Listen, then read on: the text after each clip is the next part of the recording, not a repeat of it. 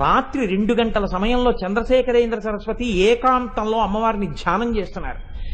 ధ్యానం చేస్తుండగా మీరు నమ్మండి నమ్మపోండి, నేను అబద్ధం చెప్పాననుకుంటే కాంచీ పీఠ చరిత్ర చదవండి. అమ్మవారు వచ్చి చంద్రశేఖరేంద్ర సరస్వతి స్వామి వారి భుజం మీద చెయ్యి వేసి తట్టి పిలిచింది.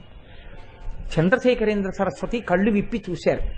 ఎదురుగుండా అమ్మవారు నిలబడి జుత్తుని ఇలా ముందుకు తీసి చూపించింది. ఓయ్ పిల్లాడా, నా గుడిని బాగు చేయించడానికి డబ్బు కోసం పాలాభిషేకం చేసి ఇంత దూరం వచ్చావు.